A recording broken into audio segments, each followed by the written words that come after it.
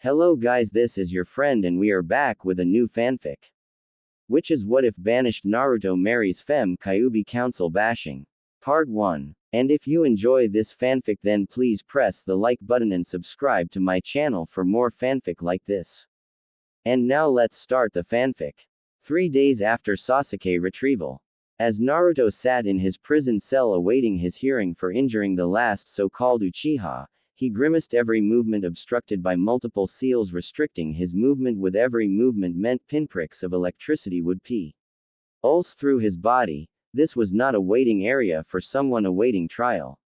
No, this was a cell made to contain a Jinchuriki, a prison specifically built for someone like him.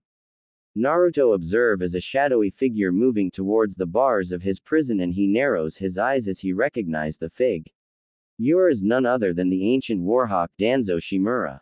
Hey, why am I here? I fulfilled my mission. Didn't I bring back Sasuke Tem to the village? Why am I in prison?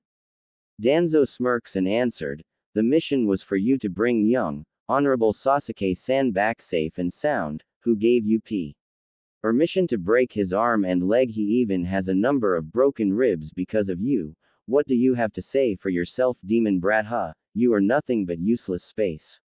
Naruto smirked and suddenly burst out laughing. Ha ha ha, wow, is that the best you can do, you old one-eyed mummy? You'd go for such low blows by calling names? Oh, Counselor Shimura, I thought you were the master of manipulation. Oh come, Mr. Yami no Shinobi, if you think that can get your kicks by making me angry, you got another thing coming, he said between his bouts of laughter. Danzo grit his teeth then quickly smirked. Your dreams will never come true. Not anymore. Hiruzen may have protected you, but not anymore. After this trial is over, the best you can hope for is total banishment from the village, so keep laughing, demon brats. Soon you will be without friends to help you. At worst, I'll have you executed for your crimes against the last Uchiha, he said. Naruto just continued to snicker and finally managed to say in a straight voice, what gives you the right execute me? Mummy Tem, I've read all the Konoha laws, and just in case you tried to have me executed instead exiled, I can always ask the Hokage to choose the punishment I deserve, and last I heard it was Tsunade Senju, not Danzo Shimura, that was Hokage, so kiss my, you old bastard. Danzo glared at the bound young man in front of him and smirked. Too bad, because of the Kyuubi attack that is no longer possible. The law. Now the council can veto the Hokage's decisions, even as important matters as exiling a shinobi, and besides, all of the clan heads have all joined my side, and soon the law forbidding the older population will be removed, so count your days of living, demon brat, because of the Kyuubi attack, your days are numbered. Even as we speak, the clan heads are telling their children about you and your secret. Naruto glared at the conniving old man in front him, trying to figure out to come out of this situation alive, and hoped beyond all hope that his friends and comrades would value him as he was and not what he contained, especially that one person that he had sacrificed so much for, someone who he had known since his days in the orphanage and a few months beyond. Naruto cried, hoping for the best, but considering his treatment all through childhood, he was expecting the worst. I hope for the best, Tenten. Lee, I hope both of you have a better life without me.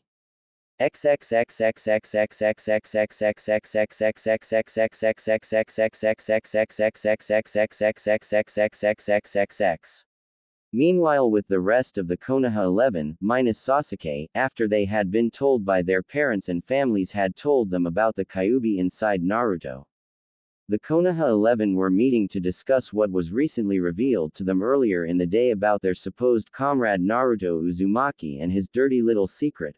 Although unknown to them, they made it so much of a one-sided story that it made Naruto himself seem like the most evil person in the world without actually asking Naruto's side of the story. I can't believe how troublesome that demonic blonde had become, said a pineapple-hair Chunin mumbled. That was the only way he could defeat me in the prelims. He had to use his demonic power to defeat me. Bastard demon fox made lose my chance at being Chunin, said a boy with wild hair and fang-like triangle tattoos on his cheeks. I knew that Dobi wasn't special, it's just its demon powers helping him fight, like in the finals against Negi and that other monster Gaara. Oh, I swear that I'll kill him for hurting Sasuke. said a pink-haired girl. You got that right, forehead. From what my father told me, a few of my cousins tried to kill the demon only for them to suddenly spontaneous combust when they tried to use Shinranshin no Jutsu, mind destruction technique, heya too dangerous to live he nigh one day think of. Killing us all, and with its power none of us could live, said a blue-eyed blonde-haired girl. It is illogical to try to comprehend how the third Hokage willingly let the demon stay in the village. He should at least been exiled. Why do I believe this is a logical choice if we destroy its human d.s. guys? Wouldn't the demon retaliate against us? The best the council can do is to seal away the demon's chakra and throw him out to die, said a tall, glasses-wearing bug user. That chakra shroud that he used during the R fight in the finals, that Washi's demon power, without its power it is weaker. A civilian. The only reason I lost was the demon used its power to heal itself from my Jukin gentle fist. He cheated me of a victory. It was fate that he will be exiled, said a arrogant pale-eyed boy. Don't worry, munch, our parents, are all in the council. They'll make sure that the demon is exiled at least. I still can't believe we actually believed that the demon was our friend, said a fat boy who couldn't stop eating. I'm sorry, Naruto-kun, I don't have the strength to defend you. I'm sorry, I'm such a coward, thought a pale-eyed girl as she listened to the conversations around her. But out of all this group, 2 of the Konoha 11 actually supported Naruto. Both had known him for a very long time, ever since they were orphans growing up. They knew all there was to know about Naruto, both of them even figuring out who Naruto was actually related to, but kept it to themselves. Their names Rock Lee and Tenten Higurashi. You can't all be serious, right? I've known Naruto since I was 5 years old. I haven't even seen him hurt a fly. He takes care of wounded animals in his free time for Sage's sake. Have any of you even seen him attack a person that didn't hit him first? Why would you believe that Naruto is a demon? Wouldn't a demon fight back more than he does when he has to? Argued Tenten. I agree with Tenten-san. Why would believe all those stories when we haven't even heard from Naruto's side of the story yet? So please don't do something unyouthful as judge him before you get the full story, said L.E., who was repeatedly nodding his head slowly. Troublesome. What makes you two believe that his Naruto's side of the story is plausible anyway? He's known for being obnoxious and over the top. He could easily make up a story just so he can get out of his punishment, Shikamaru answered. Why should the demon get a get out of jail free card anyway? He needs to die, and that's final. I will willingly kill him myself for hurting Sasuke-kun, Sakura had screamed. Troublesome Sakura-san, if we kill him now he'll escape his human body and kill us all, so exiling him to another place where he can die away from Konoha is much better. Plus, as an added bonus, he will die all alone, regretful and poor, thus the demon's suffering is prolonged, explained Shikamaru. These argument eventually resulted after a prolonged time arguing about Naruto. Only one other person had changed his stance on Naruto. To the silent bug boy, Shino Aburame figured out that Naruto was just like his clan, who have symbiosis-type relationship with their Kikachu bugs, is after much deliberation was in fact 2 separate beings, as he had actually at one time in the past sent the orange-wearing boy and detected 2 separate chakra signatures. Despite this, he only changed his stance towards Naruto. Instead of hostile, was instead neutral. Soon after this, Tenten and Lee leave behind the rest of the Konoha genin after both got fed up of the other genin constantly slandering Naruto and left to prepare for the coming days in. Whether they would leave with their childhood friend or remain in the leaf, eventually both wondered what were their sensei's opinions were. Meanwhile, with the senseis meanwhile were in a local bar out drinking along with a number of other chunin and jonin. Many were secretly discussing Naruto's arrest and coming punishment. Hey Kakashi, is it true what everyone is saying, that your Naruto's been arrested? Spoke a bearded, cigarette-smoking jonin. Turning and nodding his head, Kakashi answered, why yes it is true actually. In fact, I was the one who personally captured him, aft. What he did to Sasuke-kun, he deserves to be arrested and put on trial. At this answer, Asuma turns angrily at his fellow jonin. You what? You arrested your own student? Damn it Kakashi, you promised my 2-san you'd take care of Naruto. I wanted him as a student, but you told 2-san that you were Gonna train him to be a worthy shinobi. We've all read the report, it was successful mission, your Uchiha student was returned, why would arrest him anyway? Kakashi sighed and looked at Asuma as if he was the most stupid-looking person he has met so far before sighing and answered, because of all sass. Uke-kun's injuries, he is currently in hospital with a number of broken bones, cracked ribs and brain damage. Thankfully Tsunade-sama made him priority, especially as I had taken Naruto to prison and sent a shadow clone to take Sasuke-kun to hospital. Asuma grimaced and then asked, what were Naruto's injuries? Kakashi I smiled then said, oh, nothing much, nothing that the Kyuubi can't heal any. By the way, why were you asking all these questions about Naruto anyway? Asuma glared before he grabbed Kakashi by the skirt of his shirt and asked, you are avoiding in the question, what were Naruto's injuries, damn it? Kakashi glared at the bearded Jonin then sighed before he answered, alright, when I caught him carrying Sasuke-kun back to the village I saw at last a broken arm and multiple bruises all over his face. As I got closer the little bastard actually smiled at me. Must have thought I'd approve of my favorite student being so battered. I kicked him over and created a shadow clone and sent it to the hospital with Sasuke as best as I could. I was restraining Naruto on the ground when I saw that there was a fist-size hole near where his lungs were meant to be. Truth be told, I am so proud of Sasuke that he was able to use the Chidori, Thousand Birds, technique so well. In battle that I'm thinking of taking on Sasuke-kun as my full-time apprentice and teach him all the jutsus I memorized in the past. Heck, I might even give him sensei's Haraishin Kunai when he's a Jonin. Oh, that would be the most happiest day of my life, to be a former sensei to a future Hokage. And Sakura, well, she's asking to have an apprenticeship with Tsunade-sama. I have no doubt she will accept. The more Asuma heard, the more he got angrier and angrier. Before he took a deep breath before he calmly asked, what about Naruto? What is he gonna do in the future? Their conversation was noticed by many bar patrons who began to listen intently to what Kakashi was about to say, but mostly because many of them wanted to have more reasons to hate Naruto. Once again Kakashi I smiled at Asuma, not really noticing the killing intent that was starting to leak out like a small flood, before putting his hand to his chin in a thinking pose, thinking about how to answer his question. Before finally he said, Naruto, well. Naruto? Well, his skills are 0 to none really. The only reason that I actually took him as a genin was because I needed to use Naruto as an incentive to get stronger.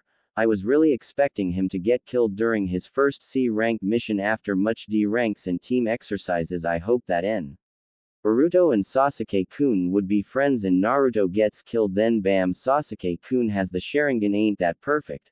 But well, he survived. Then I signed them up for the Chunin exams once again, thinking Naruto would get killed by one of the better genin. Once again he survived like a cockroach that ref used to die. He came out alive after the second exam. Then came the 1 month for training. That little shit actually had the smugness to ask for training from me just because he had passed the preliminaries. Of course I refused train him, so I just got Ebisu to do it. I told him to do the most minimalistic training as much as possible so he could work on his chakra control. I actually knew he had a Gogyo Fuin seal on him. It was just funny hearing him get repeatedly boiled alive. Hopefully he would drop out of the finals so he wouldn't cause me and Konoha embarrassment, but no, Jiraiya-sama had taught the stupid brat Gama Kuchio's no jutsu, toad summoning technique. He was given a summoning scroll. Can you believe that summoning scroll should go to Sasuke-kun? Not that no-name orphan, he doesn't deserve it, and I still believe he doesn't deserve it. I hope Naruto gets executed, then finally we can have our peace with him dead. No more a chance of Kyuubi. From what I heard, he even used the Kyuubi's chakra against Neji and Konoha. He was using that disgusting power to fight a Konoha ninja. I decided right then and there that I will kill that brat if he's exiled. If not, I will be his executioner. Asuma stared at this person in front of him, thinking on whether to just stab him to death or to beat him to death. How dare he? His father had put his full faith in him only to betray his trust. His father trusted Kakashi with Naruto, believing that he will do right with training him. Ted he finds out that all of the training with his team was just so his star student could get his fucking pretty eyes ever dangerous mission was just so he can be legally be killed without the Sandaime Hokage knowing just as he was about to take a swing at this disgusting example of a man somebody nobody expected done the deed for him a man that nobody expected Konoha's own green beast Maida guy had used a haymaker to send his rival flying across the bar. The look on his face clearly showed how pissed he actually was at the moment, as instead of usual jovial self his face bared a scowl that old scare cages and considering that guy can go toe to toe with Kakashi in a battle of strength he was probably the most strongest of all the shinobi present thus going to rescue from an enraged Maida guy was absolute suicide. Kakashi got out of the human-size hole he had created upon impact after being punched by his rival, glares at the man only to receive a glare that clearly said, "Just try doing something you son of a bitch." He quickly stopped glaring at Guy and asked, "Guy, what was that punch for? I thought you'd be more supportive of your friendly rival."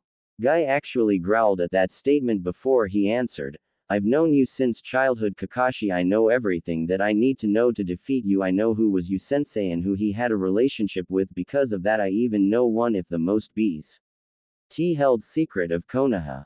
I know who both of Naruto's parents were, so don't you dare say Naruto's a no-name orphan. You and I both know that he was meant to be treated much better.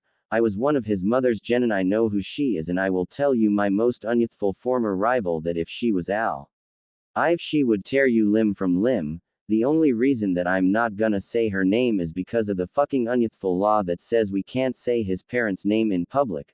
But right now I don't care anymore. None of you respected his parents' wishes because all of you believe those fucking youthful bag of bones that call themselves our elders over Themno. Then Naruto's mother's name is. Don't you fucking say it, Guy, or I swear I will stick a Chidori into your chest. Like I give a shit, my Kakashi. Ku. Guy, I'm warning you. Guy, stop this, it's against the law. Chidori. I fucking told you to not say that Uzu name, Guy, and I fucking meant it. I fucking hate that bitch. She wouldn't teach me anything just because she, and I quote, sensed my darkness, like I care anyway. She's EAD and soon that demon of a son she birthed. I bet she slept with a demon to conceive that demon brat. This of course resulted in Guy beating Kakashi half to death.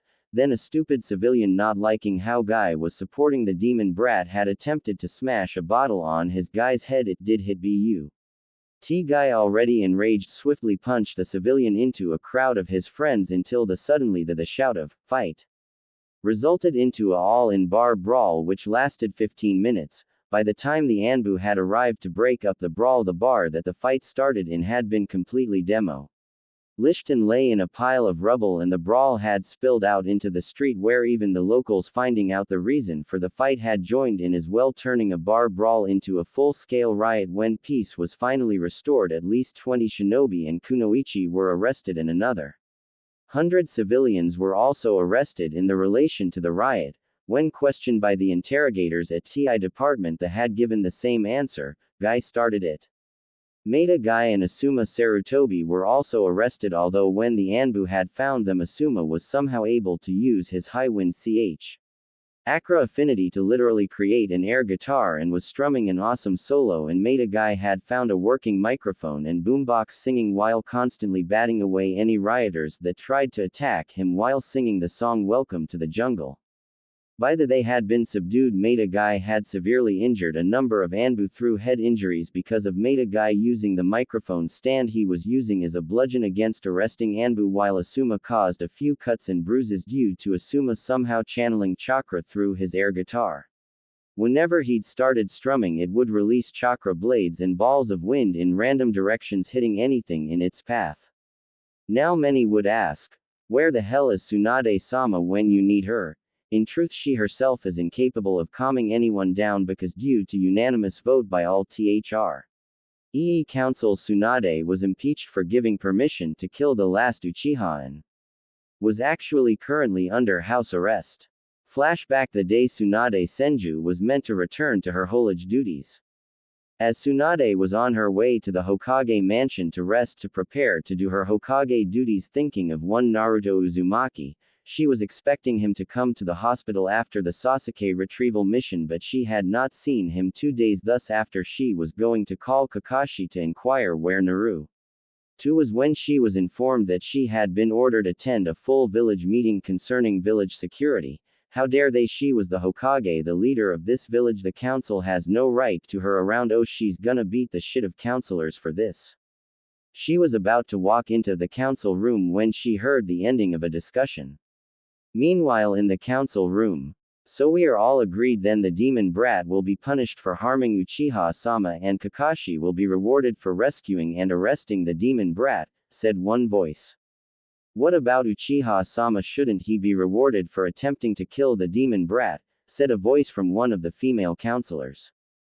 We can reward him something that is not only beneficial for Uchiha-sama but also the village as well, said the only female village elder Kaharu Utatane.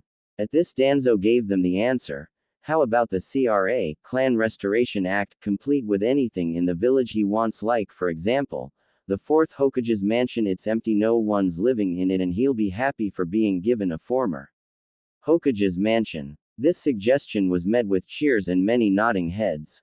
At this Tsunade had heard enough and promptly kicked down the door to the council room. All the counselors all looked at her and then quietened down before Danzo began to say, Tsunade Senju, we called you here 15 minutes ago. What reason do you have to be late for such an important council meeting? Tsunade glared at the one-eyed mummy and answered, what is this that I just heard? You counselors had arrested Naruto without charge. Quote, we did have a legitimate reason to arrest the boy. And pray tell if so honorable counsel was the reason. At this obese councilman known run child trafficking behind his more legit massage parlors stood up and as if to lecture a child, how dare speak to us like that? Senju, we the council have unanimously decided to allow Kakashi to arrest the demon brat under grounds of excessive force and endangering the life of a clan heir and finally assault of a loyal leaf shinobi. Suddenly the air around the room suddenly dropped as if the air itself had turned to ice as Tsunade had unleashed her uncontrolled killing intent into the room, causing many civilian counselors to pass out due to intolerance to such high amounts of killing intent directed at everyone in the room. The shinobi and elders fared better than their civilian counselors as each released their own killing intent to try to counteract Tsunade's own failing badly, while the elders were used to it due to fighting in 2 great wars and leading in another. Danzo was firmly gripping his cane while Kaharu had her hand to her mouth while Homura had suddenly pulled out a scroll and started drawing on it. So yeah, they were handling the killing intent pretty well. This lasted for about a minute before Danzo had had enough and thumped his cane on the wooden floor to catch everyone's attention. It had broken Tsunade's concentration, causing her killing intent to dissipate, thus allowing the civilian counselors to wake up from their killing intent-induced mini-comas. Tsunade swiftly snapped to Danzo before saying in an ominous voice, what gives you the right to imprison one of my shinobi when I specifically gave Naruto permission to use extreme force if necessary? Maybe it wasn't clear enough to you. I am the Hokage. Not you. Troublesome but not anymore. Tsunade snaps her head towards the voice who is revealed to be Shikaku Narajanan, commander of Konoha. What do you mean not anymore? How do I make this any clearer so you can understand? Shortly after the Kyuubi attack, right before Sandaime-sama was reappointed, the council made a number of new laws. One of them was the authority to judge a shinobi if the shinobi in question in the eyes of the council had overstepped his or her conditions for their missions, but only if the whole council votes that the shinobi in question had broken the law. Quote, Tsunade actually started glaring at the man, her eyes figuratively boring holes into his head, but Shikaku, actually ignoring the glare Tsunade was sending him, continued his explanation. So thus we unanimously voted that Naruto would be charged for endangering the life of a clan heir and, like my fellow councilman had said, excessive force and attacking a loyal leaf shinobi. Just as Shikaku was about to continue, Tsunade suddenly appeared in front of him, grabbed his head, then with her legendary strength slammed his head into the table, shattering the wood and giving Shikaku more scars than he already had, though these ones were less scars from battle but scars caused when he underestimated a Sannin with strength to destroy mountains, also rendering him unconscious for the rest of the council meeting. This outburst caused the shinobi members and Anbu to draw their weapons, but one look from Tsunade that literally said, "Just try, you bastards," which made many of them become uncertain that attack an enraged Sannin in an enclosed space would mean that they'd die en masse instead of scaring the Sannin fr. Releasing their Jonin commander before they could charge. A loud tapping of a cane was heard from the front as Danzo was angrily trying to stop more bloodshed in the council room as he was shouting, "Order! Order, everyone, return to your seats so that we can continue this meeting," and Tsunade let go. "Oh. Shikaku-san now. That's an order." At this the shinobi and Anbu had calmed down, but Tsunade remained glaring at everyone in the room as she took a few calming breaths before finally moving towards the Hokage's seat before somebody asked, "Tsunade-san, what are you doing?" Quote, "I am the Hokage, am I not? So I have to sit at the Hokage chair, don't I?" Didn't anybody tell her?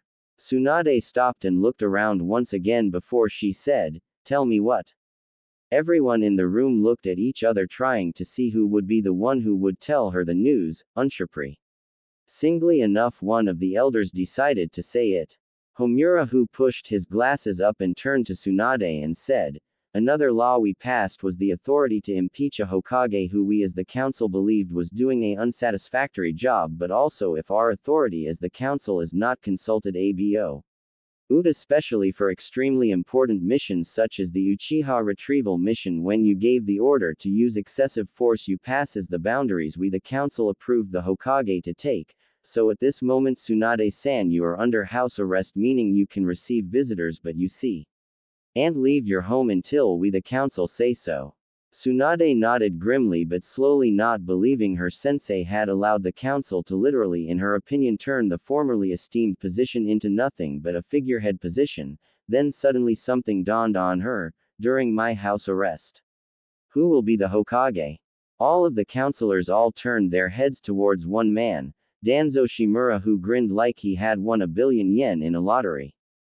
Danzo, in a smug, confident voice, said, "When we the council learned of your actions, we decided then and there to impeach you and immediately voted me into the position of Hokage for the duration of your house arrest, making the standing Hokage until such a time as we the council find that you are worthy of the title once again until your trial. If by then if we judge you unfit, then we will take a Jonin general vote to determine I myself am worthy of taking the Hokage title from you permanently." "Damn you, Danzo." "Damn I. No, Tsunade, damn you. If you hadn't given permission for that brat to injure Uchiha-sama, you wouldn't be hospitalized. Now then, Anbu, serve your new Hokage, take this disgraced woman from my presence." At this, a dozen Anbu member appeared and grabbed Tsunade using chakra suppressors, stopped her from using her super strength technique, was dragged out kicking and screaming. Tsunade suddenly called out, "Wait, what about Naruto?" Quote, "That boy is a danger to all of Konoha. We the council will most likely exile the boy due to the fact that we do not have any Uzumakis present other than the demon boy, so we will add permanent chakra suppression seals on his body and then let the Akatsuki have him in the wilderness." Quote, once this was said, Tsunade decided to then berate the council one final time. "You bastards, you scum of the earth, traitors, what about Minato's and Kushina's wishes? Will you spit on the grave of a cage? After all they've done for you. You aren't the people that they died for. You would kill their only child for your hatred. What did this one-eyed bastard offer you to betray you friends?" The first to answer back was the usually stoic Hiyashi Hyuga, who was at this moment sporting a arrogant grin spread across his face. "Senju, do you think I'm afraid of you? That you can shame us into feeling ashamed of ourselves? You want to know something? I hated that blonde-haired bastard. He took the Hokage position from me, so yes, I hate them both." Suum clan head to the Inuzuka clan also answered back, "Ha, are you all hearing this? The great Sannin Tsunade actually cares for the little demon. I haven't had this kind of joke in years." At both these answers the whole council started laughing, ignoring the still angry Tsunade, who was led away to her clan compound with Shizune in tow. End flashback. So thus for the past few days Tsunade had been under house arrest while Naruto had been imprisoned for several days with no medical treatment whatsoever. She had not even seen or heard from Jiraiya for at least a week since the retrieval mission had ended and she hadn't had any contact from outside her compound other than Shizune, who herself wasn't under house arrest, was the one giving Tsunade information of the deteriorating situation in the village, including the bar brawl turned street riot and the surprising singing talent Maida guy actually hadn't also found the opinoins, with the members of the Konoha 11 being surprised that Tenten and Lee were the ones that supported Naruto, although after reading Naruto's file it was revealed that these two were in fact fellow orphans and childhood friends of Naruto, which had impressed her enough of thinking of making Tenten her apprentice instead of Sakura. She was also worried about Naruto and his upcoming trial, and wondering whether Naruto would be exiled meant that Naruto wouldn't be able to defend himself against Akatsuki as was standard with exiled shinobi. She decided then and there to she would gather all of Naruto's secret supporters after getting rid of the Anbu guarding her for a meeting to figure out a way to rescue Naruto, allow him to at least escape the village with his chakra network intact.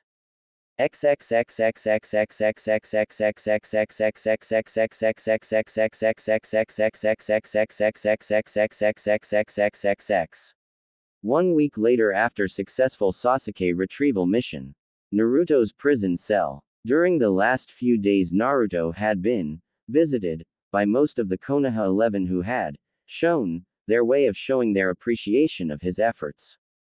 The first to visit was Kiba, who decided to repeatedly beat him with a club for a few hours, screaming and calling him demon repeatedly. Eventually he pissed on him and walked out laughing. The next two people to visit were Shikamaru and Choji, who had at first Naruto believed would come and support instead began to insult him. When this type of torture failed, Shikamaru used Kage Kubashibari no Jutsu, shadow binding technique, to strangle and restrain Naruto, while Choji punched and stabbed Naruto in the jaw until it broke his jaw to pieces and Naruto had passed out from pain. They left him bleeding on the cell floor. The next day, as he had expected, Sakura and Ino had shown up the next day in the evening, entering his cell. By this time he had once again, due to the Kyuubi, he had fully healed once again. It seemed that the chakra suppressor seals that was used on him didn't suppress Yukai, which in his opinion extremely stupid, as he could use Kyuubi's Yukai to free himself. He had decided to try to talk to the Kyuubi the night before to ensure that there were no mind intrusions. He was gonna let the Kyuubi loose to feed on any unwitting mind walkers from searching S mind. What he found there was something he did not expect. At first he didn't believe it, he thought it was a trick by the Kyuubi to insult him, but this was untrue. He met his parents. They had told him that they had sealed the last of their chakra after the sealing of the Kyuubi to assist him to both resealing the Kyuubi in case the seal was too damaged. His father would repair it, and his mother, when he was ready, would assist Naruto in gaining control of the Kyuubi's chakra and Yukai. But as an unseen side effect of the massive amount of seals on him at the moment, it had caused them to manifest themselves within Naruto's mindscape and were in a state between rage and shame. Rage for how their son was being treated growing up then now, when their former friends and comrades in the council had betrayed not only their final wish before their deaths to view their son as a hero, and shame to face their son to let him know the reasons they, although reluctantly, sealed a demon in his gut. After they had met their son, they had sworn that any mindwalkers that enter his head would be shown there the pain of their betrayal. They were even gonna let the Kyuubi have a bit of fun as well, and were even now, as the two Uchiha fangirls were glaring at their son, they had recognized the blonde girl as a Yamanaka, so they prepared themselves to receive their guest. Sakura and Ino walked up to Naruto and glared at him as if he was the worst scum before Sakura suddenly reeled back her fists and hit him in the face, causing more of his new teeth to fly out of his mouth while Sakura was screaming, "I trusted you to bring Sasuke-kun home safe and sound. Why? My aunt was right, you caused Sasuke-kun to be hospitalized, you. You demon." This went on for about 10 minutes. Sakura's hands had gone red from the repeated punches, while Naruto was still defiantly glaring at his former teammate. Despite the various painful bruises and broken bones, Naruto still has it in him to taunt her. Ha ha, poor helpless Sakura, useless fangirl, your parents, following in your bitch of an aunt footsteps. Ha, your parents would be disappointed. Ah. She had once again dislocated Naruto's jaw, once again leaving him coughing out blood. Sakura was about to punch Naruto. Oh, once again before a hand gripped her shoulder, Sakura looked back at her friend and rival who said, "Sakura, you've had your turn torturing the demon, now it's my turn. What are gonna do to it?" Ino grinned and said, "Instead of beating up like everybody else already did, I'm gonna go torture it be. Why tearing apart its mind with my family's mind jutsus? Isn't that a bit dangerous, Ino Bunta pig? Not to me it ain't, I'm the Yamanaka clan heiress, I'll be fine."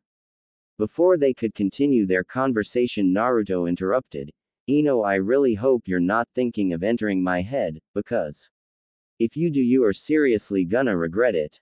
Ha, that just proves that you have secrets worth keeping. Maybe if I look hard enough in your demonic head, I can find out how to permanently kill you. Fine then. It's not my fault if you go into a coma from looking too deep into whatever the hell you gonna do. I regret nothing, demon. Shintention no Jutsu, mind-body switch technique. Stupid fangirl. Within Naruto's mindscape, instead of just taking control of Naruto's body, Ino was instead dragged into Naruto's mindscape, which, as Ino had expected, Naruto's mind was a sewer. Ino began to search for Naruto's memories when she suddenly felt a very dark, malicious killing intent stopped her dead in her tracks. Then a deep boomy ing voice was heard. "Stupid little Uchiha fangirl, you dare enter my domain. Don't hide in the dark, me and my roommates wanna see you about something." Ino, confused at what the voice was implying, thought that it was just Naruto's consciousness trying to scare her away, so with bravado she showed Ted back. "Shut, demon. You don't scare me, I will find where all your memories are, and when I do, I will destroy every good memory." "Oh, damn, you really are a little bitch, aren't you? If it's a demon you want to see, then come here, little bitch." Quote, "Shut up, Naruto, I've been trained by my father. I know this is just a defense mechanism of the, ah." With that, Ino was suddenly jerked forward and seemingly flew to wherever ominous voice came from, while flying at breakneck speeds that in real life would reduce a human body to mush. Ino W. as dragged through the sewer until jerking to a stop in front of a massive corridor with what seemed like a golden cage with golden bars and a slip of paper with the kanji for seal. From within the cage itself she saw two huge eyes and a huge mouth full of teeth staring back at her. "Well, little bitch, come closer. You wanted to see a real demon, then come closer." Ino, unsure where she actually was forced to walk along the corridor until finally she had arrived at the front of the cage where she waited.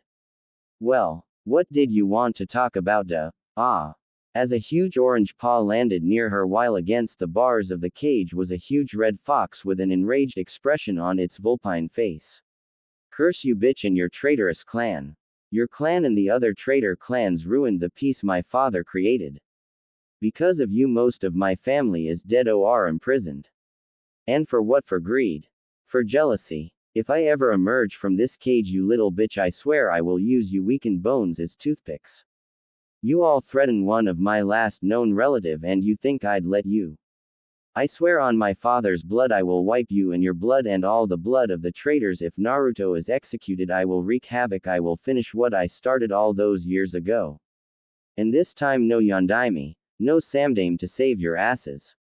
Now get out of Naruto's head and relay what I have told you to your Kami Forsaken Council. Why you see can't do that, why your SS sealed?" As if to make fun of Ino, the fox grinned an evil smile and answered back, "Oh. I know that, but my two roommates aren't." Slowly, two shadowy figure moved up just behind Ino as she felt two arms grabbed both her shoulders as Ino, slowly frightened, turned to face the two unknown people, only to gasp in both fear and surprise. The person to her left was a man with blonde spiky hair reminiscent of Naruto's hair, with a white sleeveless haori with red flames at the bottom. Ino could only whisper in fear the name and title of the man before her. "Why, Yondaime S. Sama Hokage. No. Not anymore. Not after what you and the village have done." With a painful grip to her right, she was forced to face the person to her right. It was a woman with a round face, once again resembling Naruto's features, with bright red hair which were at this moment floating into nine-tail-like pikes. As this woman was slowly leaked a huge amount of killing intent, Ino, although at first didn't recognize this woman, remembered during one of their history lessons when Naruto was kicked out about notable leaf kunoichi in history, and although due to the fact that she was concentrating on Sasuke's hair and face at the time, only remembered two of the kunoichi mentioned. They were the Slug Princess Tsunade Senju and the Red Death Kushina Uzumaki. At that time she was one of the very few in the class that had asked a question that was at that time a spur of the moment. She had asked what why Naruto had the same last name as a famous kunoichi like Kushina Uzumaki, only to be brushed off by the teacher. She quickly forgot her question and went back to admiring Sasuke's hair. The Red Death. Quote. Growl. Minato turned towards the cage containing the Kyuubi, who had laid down to sleep once again, and said, Kyuubi, it's our turn now. Of course I've said what I wanted to say, go ahead. Quote. Then the Kyuubi suddenly lifted its huge head in questioning manner and asked, wait forth, what are you two gonna do to the little bitch? Minato just looked up at the fox from his normal calm expression, which quickly grew to a huge demonic grin, and said, what are gonna do with her?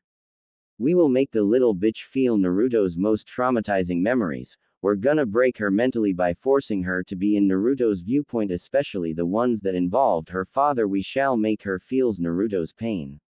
Quote. The Kyuubi, also sporting a demonic grin, happily said, oh dear sage, you two are so vengeful.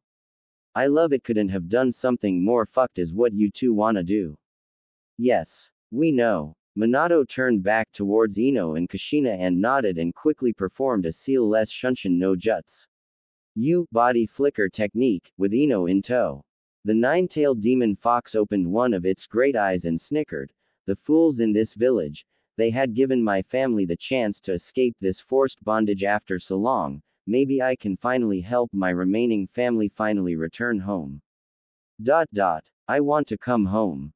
I want to return to my birthplace where father lays buried, to visit his grave, to pay my respects. Maybe that's where we're destined to go, me and my container and relative. Back to the western continent. The fox, as it once again fell asleep, thought to itself, well, we'll see where this situation leads my family into. No need to worry about until much later. Meanwhile, with Minato, Kushina and Ino. When all three had arrived at their destination, Naruto's memory room, Kushina threw Ino to the floor, injuring Ino's broken shoulder further, with Ino trying to crawl away in an attempting to escape the angry legendary shinobi, only to receive a foot to her back, effectively stopping her from moving. Where do you think you're going, little bitch? Did you think that we'd let you crawl away from us? Did your family let Naruto go when he tried to escape from mobs? No, your father attacked Naruto with his jutsu. If it weren't for the Kyuubi, he would have turned Naruto into a vegetable. Quote. At this moment, Minato decided to join in on the talking and kneeled to face Ino. Do you know why we are so angry? Do you? Did you notice Naruto's resemblance to the both of us? Well, but he's a nameless orphan. My father and mother told me his father was a demon and his mother was a whore that the demon fucked. Kushina grew enraged and exclaimed, what? And swiftly added more pressure to Ino's spine. Minato got up and put a calming hand to Kushina's shoulder and said, calm down, Kushina-chan, I'm angry at them too, but we can't get to them yet, so relax. Okay. Kushina nodded and released her foot a bit. Minato turned back down to Ino and asked once again, you don't understand, do you? Who we are to Naruto, do you? I thought that you were here to control the demon. So why are you doing this to me? You should be helping me. Not hurting me. Minato face palmed and said, we, and I mean me and Kushina, are here to control the demon, but it's not to hurt Naruto, it's to help him use Kyuubi's power. Beside, what parents would both of us be if we didn't care for our son's well-being? Why, you're the demon's parents. Kushina lifted her foot and Ino, at first feeling relieved, was suddenly kicked across the room, landing against the wall, where Kushina moved quickly to grasp Ino by the neck, slowly oking her. Kushina said, my son is no demon. Do you understand me? Can you get it through your thick fangirl skull? Kushina moved her head closer to Ino's and said, do you wanna know a secret? Your mother was the whore, not me. She only says things like that because she was one of my husband's fangirls. Your mother was a failure of a shinobi. She didn't even pass her genin test, so she quit along with Kazashi Haruno's sister Saikiri an. I'll explain later at the end of the chapter. They both got in their collective fangirl heads to start sleeping with high-ranking council members Evan to ally your bitch of a friend's aunt, eventually fucked her way into a council seat, and your mother grandfather on her wedding day. You're probably the result of that. Kushina let go of Ino's neck and left her gasping for air on the floor. When Ino found her voice, she asked, "Why? Why are you telling me this? To make you understand that you shouldn't listen to a like your mother. Now then, onto what we were gonna do to you."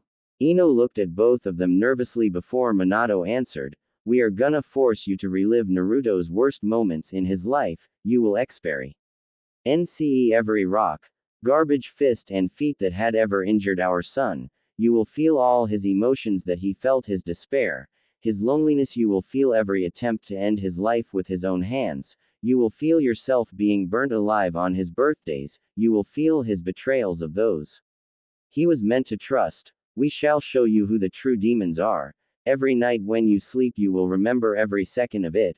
When you close your eyes, you will hear his cries, feel his tears. You wanted to destroy our son by destroying his mind. Well, we're gonna do it to you. Oh, yes, my wife will even put a seal on you that will kill any Yamanaka Mindwalkers that try to heal your mind. Our forms will manifest and kill them. You will never heal to the final days of your life. You will remember the sins of Konohagakure no Sato against our son." Quote. Minato turned to his wife, who nodded and summoned a number of chakra chains out of her back to restrain Ino. "Now then, let's begin." Within the seal, after Ino is forced to experience Naruto's past history, dropped to the ground in tears, having started scratching her face, which left forth an Ines of blood from sheer stress from viewing what, in her own opinion, was the most horrifying experience she had seen. In an attempt to keep her calm, she closed her eyes only to receive a vision of her father killing one of Naruto's female friends by disembowelment amid Naruto's pleas and her father. Laughter. Ino bolts upright and starts mumbling, "No more, please, no more, please, I don't wanna see any more, I don't wanna to, please, please someone take it away, I don't wanna see any more, please." She was doing this while crying on the floor. This was the scene that Minato and Kushina came upon, a crying girl repeatedly moaning to herself. Kushina decided to nudge the girl with her foot and said, "Bitch, calm down. Hey, we can't send you back out if we don't give you our final instructions, so calm the fuck down now." Quote. Ino had immediately flinched back, nodding desperately, with her face clearly showing the multiple scratches running along her face, her eyes bloodshot from all tears she had shed. I'll be good, please, no more, please let me go home, please." Quote. Kushina smirks, then asked, "Now that you had seen our son's life, who are the true demons?" "Well, our son or Konoha. Answer me. Now. IIKK Konoha, so much pain, so much pain." Minato heaves a sigh and puts his hand to his forehead and mumbles, "Ha, Kushina-chan, I think she couldn't take being in Naruto's shoes, huh, little girl?" Yes, Yondaime-sama." Minato nods, then gives her instructions to Ino. "First, when the trial for Naruto begins, you will warn them what will happen if Naruto is killed. Me and Kushina-chan have added a seal to the Kyuubi which will stop anyone from being able to reseal Kyuubi, so that means that if he is killed, Kyuubi will be released straight away the second of his death. A second seal is an anti-mind control seal, so no Sharingan can control Kyuubi anymore.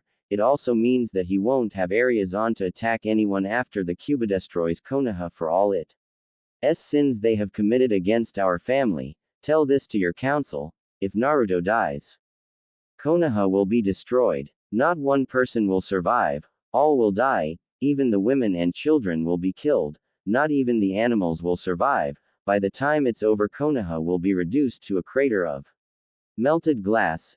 It goes the same if Naruto is permanently imprisoned. It would result in the same thing happening. Naruto can induce the Kyuubi's release through suicide, and we know that Kyuubi will fulfill our wishes because, unlike humans who are prone to breaking promises and betraying others, demons in fact have more honor than humans. They keep their promises.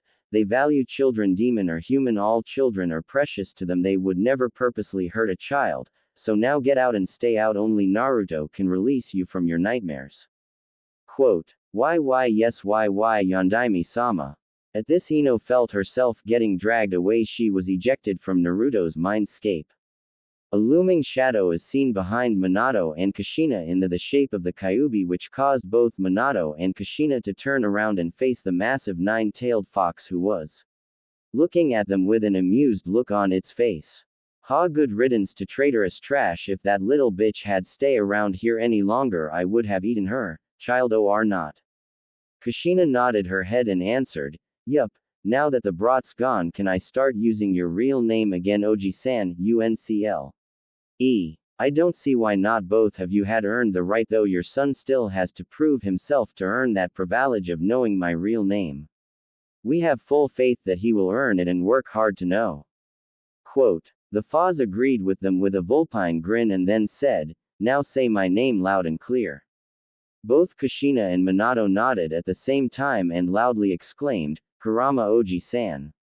Meanwhile, 1 minute outside the seal. Outside, it seemed Naruto and Ino, to people unfamiliar with the Yamanaka family jutsu, would look like they were in a staring competition, but to others that were Ino would be mind-walking Naruto's mind, though it should have taken less longer. Instead, it had lasted a full minute before there was any ND at all made in the cold dark cell.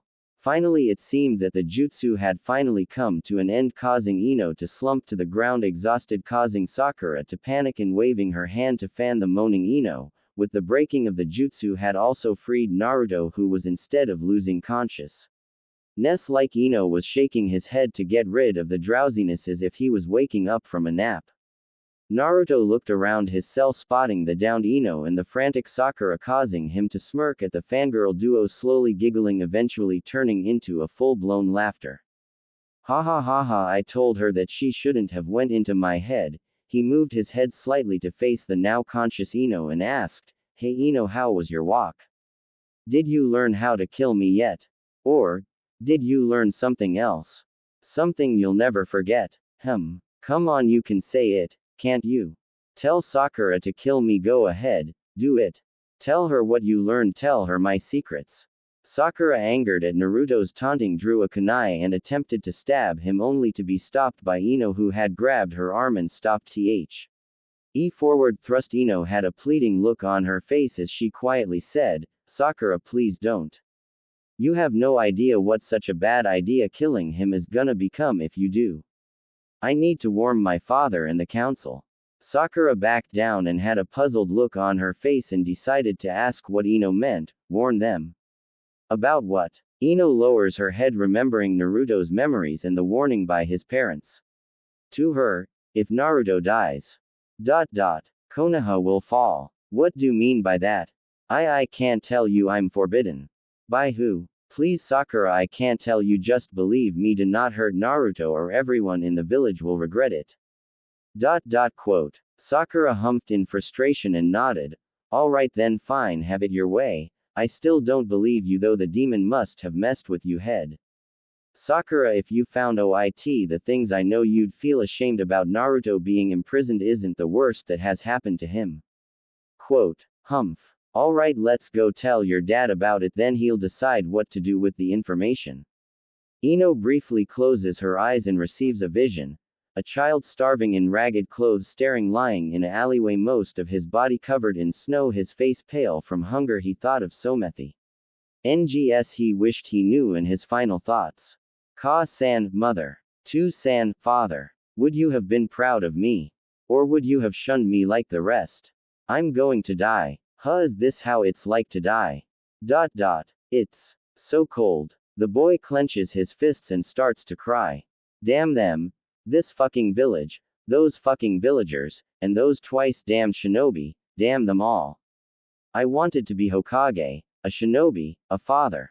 Damn it, I'm sorry Hokage Gigi Tenten-chan, Lee-san, I hope you don't cry for me. With that, Naruto slowly closed his eyes, the freezing cold and hunger making him drowsy, just as he was going to sleep. Shadow appeared after that, he saw nothing.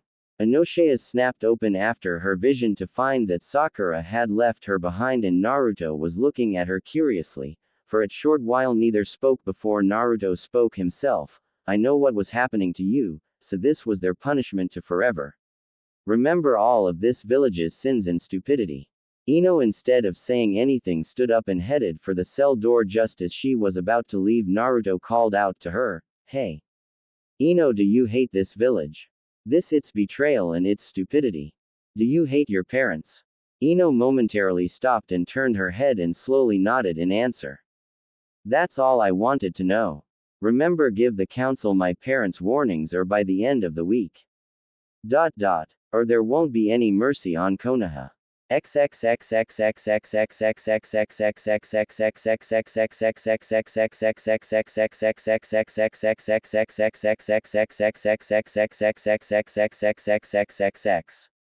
Meanwhile, in the Senju compound. During the last few days, Tsunade had been searching for any of Naruto's supporters, using Shizune to send word to gather as many of them as possible to try to free Naruto. Before he gets his chakra sealed and or executed, the results were a small but very strong group of shinobi. At least a whole Anbu team led by Yugao Azuki, who she later found out were actually the decent protection detail of Naruto's Darinef, his childhood, along with Weasel Itachi, and Crow Shisui. Until through the council replaced them with Kakashi's Anbu team, who were viewed by the third Hokage as a bunch of child-hating sons of bitches, who were later sent on several suicide missions by the third Hokage, decimating the team to only Tenzo and Kakashi Hatake, many being under the third Hokage. Were buried gleefully by Yugao's team in unmarked graves all over the elemental nations, some of the missions being rigged by the third Hokage from the very beginning. His secret reasoning: "I don't trust Kakashi's team. They, in the most somewhat chance that Naruto does become Hokage, would probably stab Naruto in the back, and I'll be damned if that were to happen." The other Jonin that supported Naruto were of course Asuma, Sarutobi, and Maida Guy, who have been vocally expressing their support for the past few days, getting into fights repeatedly with both shinobi and civilian. Asuma's support of Naruto actually started when Naruto had been during his lonely days and had at first blamed Naruto for his mother's death, but after his father had taken him aside and asked Asuma to observe Naruto during the day to see what his life was really like, the results of that day actually was one pivotal in Asuma's decision to join the 12 Guardians. Out of both shame and anger against the village, it only got worse when he figured out who Naruto's parents actually were. This assumption being confirmed by his father, secretly he swore to return to the village only when Naruto Becca Mia Genin, so he could be his sensei, only to be beaten by Kakashi, who went straight to the council to supersede his father in team compositions. Maida Guy's support came from finding out that his adopted son Lee was in fact friends with Naruto in the orphanage. He himself held no prejudice towards Naruto, so he had every time when possible got Naruto and Lee to play together, and soon meeting the third and only female friend, and once again another orphan, newly adopted Tenten Higurashi, and her adoptive father Ryu Higurashi. Despite what a large amount of their fellow shinobis and neighbors say, He still viewed Naruto as a boy, nothing more, nothing less. Although on occasion, through once again the machinations of the three councils, he was forbidden to help Naruto during his birthdays under pain of torture and death of his adoptive son, he later had found out that the Anbu squad that were and to protect him on his birthdays were led by Kakashi Hatake, who would as evidenced ignore Naruto's pleas from help and sometime even joining in on the beatings, putting a huge strain on their rivalry friendship. Only one Tokubetsu Jonin had joined, which was Anko Mitarashi, former student of Orochimaru of the Sannin and also called the Snake Whore of Konoha. She had sided with Tsunade after the council had announced that Sasuke Uchiha was eligible for CRA, Clan Restoration Act, due to being the last of his clan. With additional information being that all of Sasuke Uchiha's council-arranged marriages were now in full effect, she had ended up in an argument with her now former best friend Kurenai Yuihi, who had willingly agreed to become a member of Sasuke's growing harem of women when Kurenai politely suggested she volunteer. Anko slapped her and was about to beat her friend when Asuma stopped her, spoke to her about the plan to escape from Konoha. Anko herself didn't have anything against Naruto and even admired his courage even when faced with death by the councils, and she only had to think about it for a few seconds and then readily agreed. Several Chunin also lent their support, most prominent being Iruka Yumino, Kotetsu Hagane and Izumo Kamizuki, and a number of somewhat background chunin who were a lot more open-minded than many other.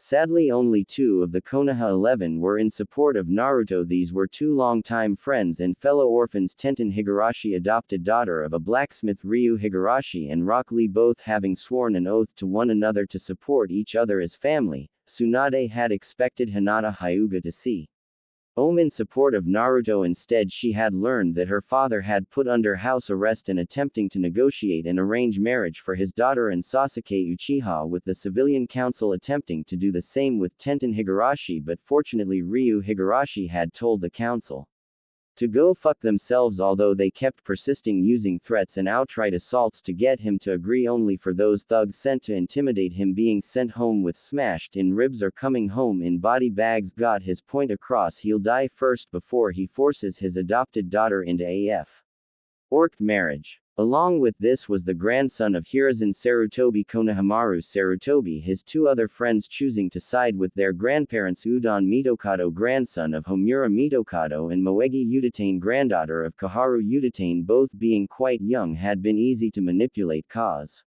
the group to fall apart, once again leaving Konohamaru without companionship. The only civilians that were present within the group were the Ichiraku family and Ryu Higurashi. Further saddening, Tsunade at so few civilians were in the group showed how little the civilian population actually cared for Naruto. This whole group was currently meeting due to certain screw-ups by the council allowed Tsunade to choose which team of Anbu she wanted to keep her under house arrest, so yes, somebody was seriously very negligent or stupid. Those that didn't know about Naruto's heritage were told within the group. Surprisingly, it seemed that Tenten and Lee actually already knew by just plain reading books or reading old defunct bingo books on names and dates of death of people with the name Uzumaki, or just staring up at the Hokage mountain. Then looking at Naruto, they would see the resemblance. A number of chunin actually broke down into tears at failing their old leader and immediately swore to rescue Naruto even if it cost them their lives. There was actually already a plan of action to rescue Naruto, the first step being Naruto is immediately rescued from his jail cell and taken into the Namikaze compound with Tenten, Lee and Konohamaru until the coast was clear. During the chaos, Tsunade would retrieve the forbidden scroll of sealing and take it to Naruto to study, and the whole group would flee after they had contacted Jiraiya and meet at safe point, and then flee to one of the countries that view Naruto as a hero and eventually gather a large number of allies to reconquer Konohagakure no Sato. They had all decided that this plan would be enacted this evening on the same day when the guards were weakest, and hopefully by the next day the village would have been thrown into chaos, weakening the guards and patrols in the council attempt to quell the chaos. The whole group would flee in the Ming chaos with Naruto safely hidden. Within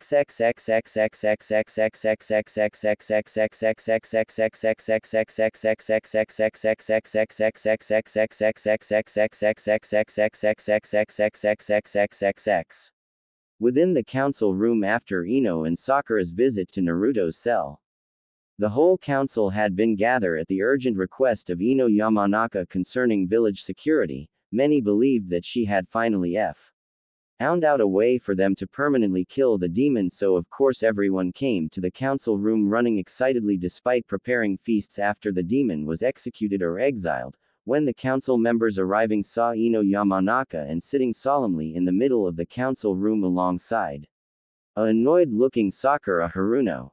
After around a quarter of an hour later, the council room was full to bursting with the clan heads having brought their clan heirs to the meeting, and even the newly awakened Sasuke Uchiha had been brought to the meeting in a wheelchair. The civilian councilors bring a number of their children as well. If one were to look at this spectacle, it would seem like a circus show ready to start. Finally, the Hokage and the 2 elders had arrived, causing everyone to bow in respect. As the room was filling, Ino thought of what she had found out, and as she looked at all the smug faces in the room, she felt a huge urge to vomit. She had seen many these people in Naruto's memories, every single one of them guilty, all of them child abusers, rapists, pedophiles, murderers. It made her sick to be even breathing the same as them. Danzo, wearing the Hokage hat, got the whole room to quiet down by beating a gavel and exclaimed, I Danzo Shimura, incumbent 6th Hokage, hereby begin this emergency meeting of the 3 councils of Konohahakure no Sato at the request of Yamanaka clan heir. SS Ino Yamanaka, now you may all be seated so that we can begin this meeting. Danzo turned his head, Ino meeting eye to eye with one of the most heinous sinners in Naruto's memories. Miss Yamanaka, you have called us all here because I received word from Miss Haruno that you mindwalked the demons. Mind for weaknesses, what have you to report? Ino stood up and took a deep breath and in a loud voice said, Honorable councils, I Ino Yamanaka have indeed mindwalked Naruto Uzumaki's mind to probe for any weaknesses. It was a partial success. Shikaku Nara, still in bandages from Tsunade's recent rage episode, asked, What do you mean partial success? Ino turned to look at Shikaku. Even in bandages, she could still remember his face from one of Naruto's memories, where he and a number of shinobi had attacked Naruto and a number of other street children and had used one of his shadow jutsus to capture one child, a girl, and he used his shadow to strangle the girl in front of Naruto, who had been captured by a number of Nara. While smirking, she could still hear his voice in her head, Troublesome demon brat, you have Palu Ted this girl with your demonic presence now. Because of you, all have to cleanse her by killing her. Sorry little girl, but demons don't deserve to have any friends. She could still hear Naruto's screams in her head even as she looked at him. Well, when I entered his mindscape, I immediately came into a contact with an unknown voice demanding why I was in there. At first I thought it was one of Naruto's mental defenses, but then it forced me to come to it. I was dragged to the location of the voice where I quote. Homura looked at her when she paused. Where you what? Yamanaka-san. Where? I encountered the 9-tailed demon fox. With her statement, the whole room burst into chaos, everyone screaming and the clan heir looking extremely confused and doubtful. Finally, having enough of all the shouting, Danzo raised his killing intent. Despite not having the same level as the 3rd Hokage, it was still strong enough that everyone had stopped arguing and shouting and calmed down. Danzo, after calming the room, turned towards Ino once again to question her. You say you encountered the 9-tailed demon fox. Then Yamanaka-san, how are you still alive? When I encountered the fox, it was in a gated area. It couldn't reach me due to some seal on the gate that stopped it. Completel. Why? It did manage to attempt to attack me with one of its paws, though, while banging its head against the gate in an attempt to attack me. Koharu interrupted and said, It just means you have encountered the demon's true self, and our seals are in fact effective in sealing away the demon's power. Quote. This statement was answered with clapping and cheers. Danzo, inwardly impressed, motioned for Ino to continue. After this, I encounter the 2 guardians of the seal. Choza Akamaiki decided to interrupt. Ino turned her head to face another of the secret traitors within Naruto's memories, Choza Wh. Whenever he finds out that Naruto has a new pet, orders his clan other than Choji to capture Naruto and his pet. He forces Naruto to watch as they eat his pet alive. Another secret he keeps is he has a room full of pelts from Naruto's pets, 3 cats, 4 dogs, and 7 puppies and dogs, and even 1 giant tiger cub from the Forest of Death. Who were the 2 guardians, Yamanaka-san? Ino curtly shook her head and refused to give names. I am sorry, Akamaiki-sama, but the guardians themselves have done a number of things that ensured that I cannot speak their names. After much interrogation, they released me aft. They ordered me to send you all a message. Hiyashi asked curtly. Well, what's the warning then? Don't waste our time with suspense. Hiyashi Hyuga, a so-called noble clan head, half a clan of slaves, the other a group of masters. Within Naruto's memories, Hiyadi and a number of main house members had hunted Naruto and some street urchins he had befriended. When they were captured, he forced Naruto to watch as he used Jiyuken strikes to the heart to cause all his friends' hearts to burst. She remembered after that they had beaten Naruto within an inch of life and then proceeded to urinate on him. This insult alone, Naruto's parents swore that if they were ever revived, they would rip out Hiyashi's eyes from their sockets before pouring molten silver down his throat. Ino nodded stiffly and answered. The guardians of the seal were displeased with how Naruto was mistreated, decided as a form of Retribution gave the Kyuubi a number of seals that makes it impossible to control or to seal away into another vessel. This would occur in 3 scenarios. The first scenario is in case of imprisonment he can use the Kyuubi's Yukai chakra to commit suicide. The second scenario is if his chakra netwo RK is sealed away, it would automatically activate a seal that would release the Kyuubi once again into the world. The third scenario is if Naruto is executed, not only would the Kyuubi would be released, the guardians themselves would also be released and will murder anyone present during Naruto's execution, if the Kyuubi hadn't already. This caused a large number of gasps and a number of people who were drinking water to spit out the water in a stream, followed by screaming and crying. Inoichi Yamanaka asked with a shaking voice, "Ino-chan, why are the guardians of the seals so concerned for tea?" He demon. Inoichi Hirtu-san was another of Konoha's secret monsters. During Naruto's childhood he attacked Naruto, who was with a number of other children including many girls with members of his clan. Why wheel to sell them? Of course, unknown to common people, the Yamanaka clan had a share in a chill prostitution racket that operated out of their flower shops, selling very young girls to sleazy old rich men. In this memory he and the clan hunted Naruto and a small group of his friends. It wasn't long before they were captured and he was forced to watch as the Yamanaka took turns assaulting one of his female friends. When it was over, the rest of his friends were dragged away, leaving him alone. When he begged to be told where they were being taken, Inoichi answered, "Where all whores go." Ino curtly answered, "Well, to-san, this was the only thing they allow me to say about them. ... They said they were his parents." Sum suddenly screamed, "What? That's impossible, demons don't have parents." This woman sent her ninkin to maul Naruto to death only for her personal ninkin Kuromaru to lose an eye from an angry Naruto and from the heavily wounded ninkin's rambling, and Naruto had eaten his eye out of sheer desperation and rage and just a large bit of hunger from malnutrition. Since then Kuromaru would purposely avoid Naruto, lest Naruto rip out his other eye as well. Ino shook her head sadly, "It's true. And they are very angry. If Naruto is killed they will rise from their graves and kill everyone." Then Ino promptly left the room amid a very uncomfortable silence. This silence was broken by a distant explosion originating in the Anbu prison. "What the hell is happening? Are we under attack?" Hiyashi activated his Byakugan. "Danzo-sama, it's coming from the demon's cell, sir." Danzo immediately gave his orders. "Hiyashi, Sum, get your best trackers, we are gonna find those demon-loving traitors and execute them." Quote. Sum and Hiyashi at the same time, "Sir, yes sir." Shikaku was stuck at the door. He called back to everyone in the room, "The doors are jammed, we can't get out, Danzo-sama." Danzo sat back down and huffed, "Forget it everyone, I've got a plan B in case of the demons escape." With this everyone calmed down and just waited as the disorganized shinobi and Anbu were running around like headless chickens. 10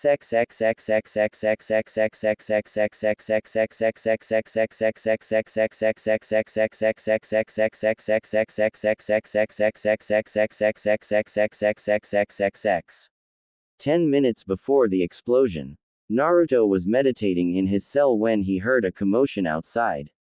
Clank. "Ah shit, we're under attack.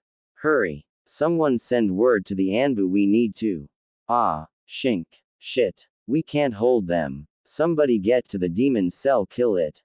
Now. For Danzo-sama. Die traitors. Stab. Thud." Naruto was preparing himself for anything, some crazy shinobi at worst, but well, he truly wished that it was a rescue team. He prepared himself to overload the seals holding him down with the Kyuubi's Yukai. The footsteps. Clack. Who could they be? Naruto thought. Clack. Never, I'm not going down without a fight.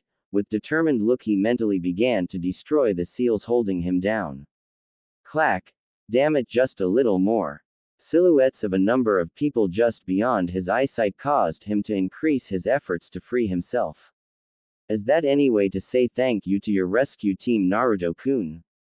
Naruto blinked, then lost his concentration. Tenten-chan. Quote. Emerging from the shadows was one of his last few remaining friends, and as of now only living female friend left in his life was Tenten Higurashi, his true secret crush and one of his most precious people in his life, here smiling while twirling one of her many kunai as if it was another training session. Soon all of his other would-be rescuers emerged from the shadows, causing him to begin crying. Ba-chan, Ni-sans and even Nako Ni-chan, you all came to save me. I so happy, thank you all, now I know that at least some people care about me. Having bowed in true appreciation, Tsunade had to stop all Naruto and exclaimed, Naruto-kun, we really don't have for this Yugao, if you would do the honors. Naruto looked at his adopted cat-masked adoptive sister, who by now had already removed her Anbu mask, only to gasp at what she looked like. Onichan, you're beautiful. Yugao made an uncharacteristic smile. Now Naru-chan, no time for flirting right now, rescuing you is priority, With this she used her sword skills to cut the lock on the door with her Anbu standard issue ninjutsu. With the lock broken, Tenten was the first to rush to Naruto's side as she literally pushed everyone else to get to Naruto first. Seeing the multiple bloodstains on his orange tracksuit, immediately started hugging, Naruto-kun. I'm so sorry we couldn't get you sooner. We had to get ready for all of us to escape. Ten-chan can't breathe, you're breaking my spine. Wait just a minute. Gonna release all the seals. Tenten immediately released Naruto as he started taking deep breaths, finally after focusing all his concentration. Alright then, Dai Fuan Kai. Causing all the seals to start breaking all over his body. Finally capable of moving, he stood up and stretched to get all the kinks out. Naruto turning towards his rescuers, where are we going? Tsunade walked up to him and gave him a quick hug. We are taking you to what should have been your from the beginning of your life. We are taking you to the Namikaze compound. Naruto ended scratching his head and said, wow. So we're going to my family home finally. My parents would be so happy. Everyone had a surprised look before Tsunade shakily said, you know who your parents are? Quote. Naruto just grinned and swiftly embraced Tenten by the hips. I may not be able to do this soon, so I'm gonna do it right now. And started a 30-second makeout session amid blushing by the women and the cheers of the men present. Stopping only after Tsunade decided to interrupt the two by coughing loudly. Not that I don't mind you two wanting to literally rip each other's clothes off, we are in the middle of a rescue.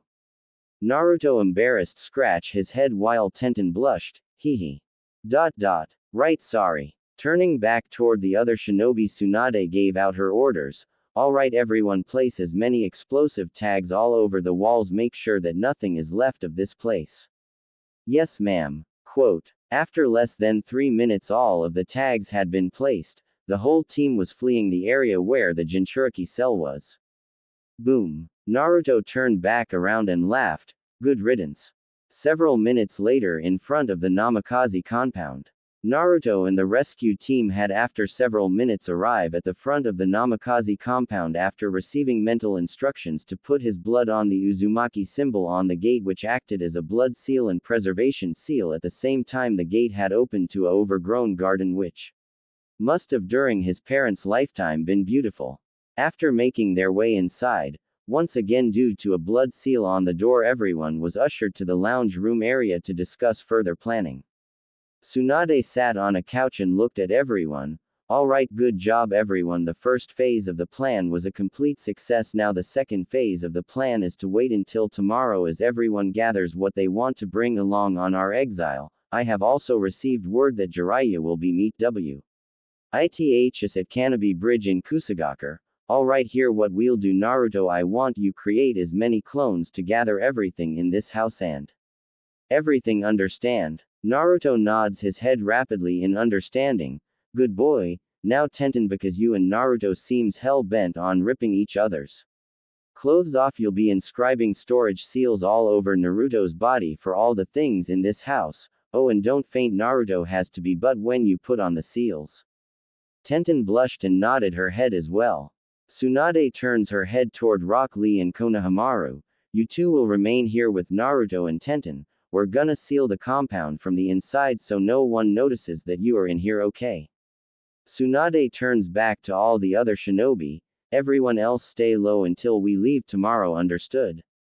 I will be sending you all slug summons to signal phase 2. Naruto got a curious look and asked, what are you gonna be doing, Bachan? Tsunade grinned a mischievous smile, oh, I'm gonna do the same thing you did. I'm gonna steal the forbidden scroll of sealing and trading it for a fake scroll full of yaoi porn. Bachan, that is so devious. Pure fucking genius. Then Naruto remembered something important. Wait, Bacchanal, what about the Uzumaki Mask Temple? Ka-san told me I had to get a very specific mask from the temple and keep it on me. Is it alright to go and retrieve it? Tsunade thinks for a few moments, then nods her head in agreement. I'll lure you go, but only when you have done all the things I have ordered you to do. Is that understood? Quote. Naruto does a salute and shouted, yes, Bachan, ma'am. The rest of the night Naruto, Tenten, Lee and Konohamaru spent all night gathering family heirlooms and jutsu scrolls into a secured area guarded by Naruto's shadow clones. Afterwards, Tenten and Naruto spent some alone time working on Naruto's storage seals. With Naruto and Tenten. After finishing packing and sealing all of Naruto's family property, they asked Lee and Konohamaru to watch the compound while the two of them headed quietly toward the Uzumaki clan mask storage temple. During their journey, Tenten, curious as she was, wondered when Naruto started having a crush on her and how deep his feelings for her were. Hey Naruto-kun, about you kissing me, what was that kiss to you? Naruto hears what Tenten said and responses without turning his head, that kiss. That kiss was my way of saying I have always loved you for 10 years since the orphanage. Then why didn't you say anything until now? Naruto's voice got deeper as he spoke. Do you know, Tenten-chan, when I was kicked out of the orphanage I befriended a whole group of street urchins, do you kn? Ow, what happened to all of them? The boys in that group are all deep. The girls were enslaved. I tries having pets too, they're dead as well. So Tenten-chan, do believe that I would allow you to get hurt, to get turned into a slave just by being close to me? I will never allow you or Lee to get hurt. Why I only met you when it was safe to do so. Tenten-chan, I loved you. I loved you so much that I sacrificed my own happiness to keep you safe. That's why I didn't say anything until now. Tenten suddenly stopped and hugged Naruto from behind and whispered, Naruto-kun, you should be given a new TLE. Naruto of the Hidden Heart. Naruto smiled an unseen smile. Yeah, I like the sound of that. A few minutes later they had arrived at the Mask Temple. Its once proud Uzumaki clan symbol old and broken. The steps creaked as Naruto and Tenten walked to the front door. Within the temple he found many of the vaults ransacked and many precious scrolls burnt. The only thing not damaged or completely destroyed was the shrine of masks similar to the face of the Shinigami. Naruto briefly stopped and clenched his fists in anger enough so that he ended up drawing blood. This was meant to be part of my inheritance as prince of the Uzumaki clan. I was meant to live here. Goddamn that fucking council, you bastards. I swear to all the gods known and unknown I will kill you all. I'll put your heads on spikes for what you bastards have done. Both stopping in front of the shrine, Tenten turned towards Naruto and asked, do we take all of the masks or is there one specific mask we need to take? Quote. Naruto just smiled and slowly walked up the steps while talking. There is one specific mask that needs to be taken, the rest are useless. Only decoys for the true treasure hidden among all the masks, the mask that bears the true face of the Shinigami itself. Quote. Stopping, he looked at a mask with two horns and a mouth full of sharp teeth. This is the one. This mask is special. It is actually a summoning contract specifically for the Shinigami and only made for those of Uzumaki blood. If anyone else were to wear this mask, the Shinigami will make them perform seppuku and then consume their souls. Maybe that's why this part of the temple wasn't ransacked as well. Evaon was too afraid of damaging these masks and possibly summoning the Shinigami to tear them to pieces. Quote. Naruto smiled as Tenten joined him and held his hand. Turning back towards the mask, Naruto continued speaking, but it's safe for me. Any Uzumaki that wields this mask gains the ability to eat souls themselves, and this mask, having summoned the Shinigami, would protect any Uzumaki like the Uchiha clan. Susanoo basically being a artificial Susanoo. Naruto grabbed the masked and walked with Tenten and placed a single explosive seal. Tenten decided to question why only one was enough. Naruto turned his head and grinned deviously, because Tenten-chan, that explosive tag is powered with Yukai, not chalk. Raw. Yukai can go boom much better. As both of them were stepping outside, a slug had shown up in front of them. Good evening Naruto-sama and Tenten-sama, Tsunade-sama said. Begin phase 2. Both smiled and gave each other a mouth-to-mouth kiss in happiness and quickly rushed off to meet.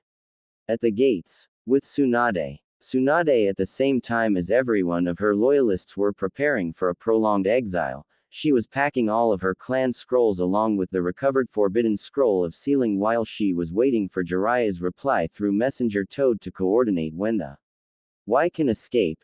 She was also, like everybody else, placing explosive tags all over her former home to ensure nobody else can use anything important. A puff of smoke signaled the arrival of a summon. The messenger toad Kosuke had finally arrived. The toad Kosuke is predominantly red in color with blue markings around his eyes and on top of his head. He also wears a pair of green goggles. The toad politely bows to Tsunade and then says the message sent to him. Good evening Tsunade-sama, Master Jiraiya has received your message and is current L.Y. setting up seals all over the area around Tenchi Bridge. Phase 2 can begin whenever you're ready, ma'am. Tsunade nods her head in response and replied, tell Jiraiya that phase 2 will begin now. The messenger toad nods its head and then puffs off towards Jiraiya. Tsunade turns toward the window of her room and sees Konoha and thought, why have we fallen so low? To bow to the wills of greedy businessmen and dishonest clans and fucking old bastards. It doesn't matter, time to begin. Kuchio's no jutsu. A large number of slug summons appears in a large puff of smoke with all of them bowing their heads in respect for their summoner. Alright everyone, send a message to all of the people that I have specified beforehand and tell them phase 2 has begun. Quote. As one, all the slugs nodded and respectfully replied, yes Tsunade-sama, will do as you ordered. Simultaneously all the slugs left and less than a few seconds later explosions could be heard in every direction as Tsunade's loyalists fled their homes with their supplies and their belongings. Tsunade herself left her home and whispered, Katsu, goodbye everyone, I will rebuild the compound when the village is finally cleansed of its corruption. Little did Tsunade know that this would be the last time that she would set her eyes of Konoha alive. As Tsunade ran along the rooftops, she spotted all of her shinobi carrying backpacks full of supplies. She smiled when she spotted Naruto and Tenten among the group. As they reached the gates, she spotted Yugao's Anbu team and Izumo and Kotetsu having opened the gates for her group, who rushed silently out, followed by Yugao's team acting as rear guard, which was a good thing too, as shouting could already be heard in the distance. Meanwhile, back at Konoha, Danzo looked calmly at the bodies of the Anbu team that were meant to be guarding the gate, breathed a sigh of annoyance. He turned his head towards the shinobi running towards the gate as he and his root Anbu stood calmly and waited for the shinobi. The first to arrive was Kakashi and Kurenai along with their students, and the only member of Team 9 Negi Hyuga, followed closely by the clan heads and Shikamaru and Choji. The semi-complete team saluted their incumbent Hokage before Danzo began to speak. Good morning Team 8 and remnants of Team 9 and Team 10, also clan heads. As you can see, a number of demon-loving traitors have escaped the village, taking with them the demon and many important clan jutsu. Now nobody worry, I have someone preparing a surprise for all of them, so you are all dismissed until I call you. As Kakashi was about to leave as well, Danzo stopped him and gestured that he wanted to see him in the Hokage Tower. Quickly arriving, Danzo gestured to a seat in front of the desk as Danzo took a deep breath, then began to speak. Now Kakashi, I have known your father for a very long time and have always respected him, and I also know about your wish to kill the demon for the death of our beloved fourth Hokage. So now I am giving you a chance to attempt to do so. Danzo reaches for a folder and hands it over to Kakashi. The information within the folder is as follows. SSS rank assassination and retrieval mission. Team. Determined by the team leader along with 200 root Anbu provided by incumbent 6th Hokage Danzo Shimura. Objectives. Elimination of all traitors to the leaf bounty to be paid with proof of death. Retrieval of all stolen properties of Konohagakure no Sato, e.g., clan jutsu scrolls, weapons and family heirlooms. Retrieval of any possible semen and egg samples from Naruto Uzumaki and Tsunade Senju if achieved extra bounty. List of all assassination targets. Tsunade Senju aka the Slug Princess rank, Cage level. Naruto Uzumaki aka the Demon of Konoha rank, Chunin level. Asuma Sarutobi no known alias rank, Jonin elite. Maida Guy aka the Green Beast rank, Jonin elite. Yugao Azuki aka Cat rank, Anbu captain. Enko Mitarashi aka the Snake Princess rank, Special Jonin. Uruka Umino aka Dolphin rank, Chunin elite. Azumo Kamizuki aka Eternal Chunin no. 1 rank, Middle Chunin. Katetsu Hagane aka Eternal Chunin no. 2 rank, Middle Chunin. And extra Chunin or Genin eliminated or capture will result in higher pay. Note: all assassination targets will be paid for in full as commissioned by the Honorable Three Councils of Konoha and the Hokage. Kakashi looked at the folder and then back at Danzo in disbelief until he stuttered, "You're actually allowing me to do this, to lead a force to kill the demon and all the demon-loving traitors?" Danzo nodded. "Well, considering that one of your targets is Sanin and another is a demon made flesh thin. Sending you my route isn't enough really, that's why I'm letting you choose more members that can help you even further." Kakashi in understanding nods his head and gets another question, Shimura-sama, how do we know where to find all our targets? Quote, "Good question Kakashi, I have an insider within their group, this person has told me that they will be meeting in Tenchi Bridge near Kusagakure. May I please know who my insider is?" "Of course, come here," Danzo whispered in